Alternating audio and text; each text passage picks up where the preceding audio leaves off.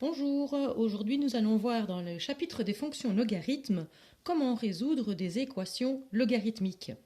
Alors pour résoudre les équations, j'ai fait un petit rappel de quelques propriétés des logarithmes, tout en sachant que si c'est un logarithme en base A, il faut que la base appartienne à R0 plus sauf 1, et les arguments, donc ce qui est à l'intérieur du logarithme, doit être forcément positif non nul.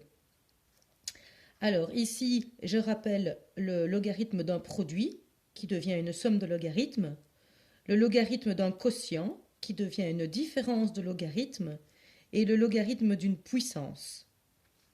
Alors, on va devoir utiliser ces propriétés-là pour pouvoir résoudre une équation de ce type. Alors, la première, c'est 2 fois logarithme en base 7 de x moins logarithme en base 7 de x plus 1 égale 2.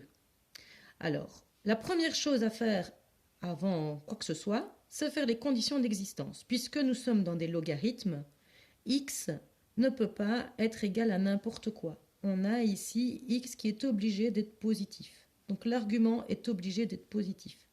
Donc on va devoir à chaque fois, avant de commencer, mettre les conditions d'existence. Ici, x doit être positif. Ici, j'ai x plus 1 qui doit être positif. Et donc, du coup, j'ai x qui doit être plus grand que moins 1. Alors, le plus restrictif, ou en tout cas la condition d'existence qui correspond aux deux en même temps, c'est celle-ci. Parce que si x doit être plus grand que moins 1 et que x doit être plus grand que 0, si x est positif, forcément, il sera plus grand que moins 1. Donc ici, x appartient à R0+, puisque voilà, on a dit que x devait être positif non nul. Je vais alors commencer à résoudre. Pour pouvoir résoudre, il va falloir que j'applique le principe d'équivalence. Pour avoir le principe d'équivalence, je dois avoir logarithme égale logarithme. Donc déjà pas 2 fois logarithme, et ici d'ailleurs pas 2 non plus. Alors la première chose que je vais faire, c'est éliminer ce 2 fois logarithme. Ici, dans la propriété de la puissance, je vois que quand j'ai un nombre fois le logarithme, je peux faire rentrer ce nombre dans le logarithme en le mettant sous forme de puissance. Donc ici, ça va revenir à la même chose que logarithme en base 7 de x au carré. Le 2 est rentré dans le logarithme en le mettant au carré.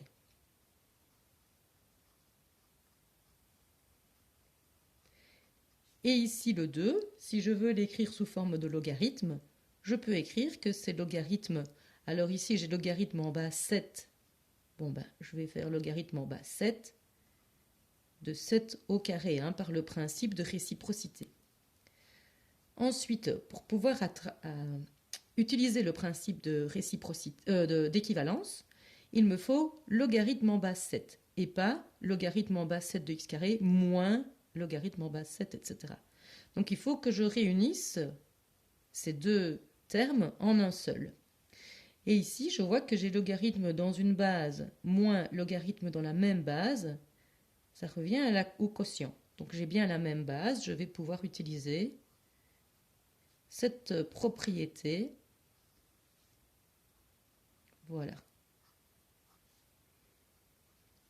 Logarithme en base 7 de 7 au carré. Donc ici, je suis bien avec un logarithme en base 7 d'un argument qui est égal au logarithme en base 7 d'un argument. Même logarithme des deux côtés, je peux utiliser le principe d'équivalence. Et donc j'ai x carré sur x plus 1 qui est égal à 7 au carré, donc 49. Il me reste ici à résoudre une équation fractionnaire du second degré. Alors, en passant ici, j'ai commencé à avoir un dénominateur.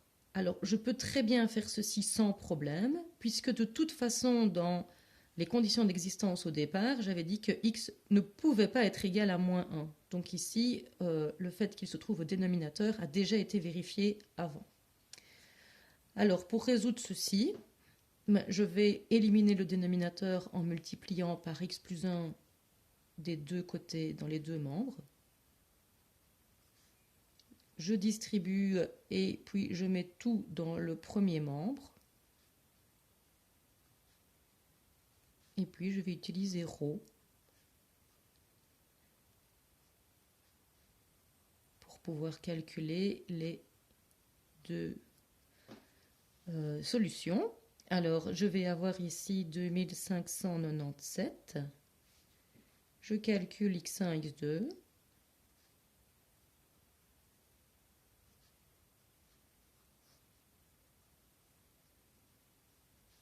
Avec la formule. Et j'obtiens 49,98 et moins 0,98. Alors, avant d'écrire la solution, je vais vérifier si ces deux solutions, si je peux les garder en fonction des conditions d'existence. Dans les conditions d'existence, ici, je vois que j'ai dit que x devait être positif. Donc, je ne peux pas garder cette solution.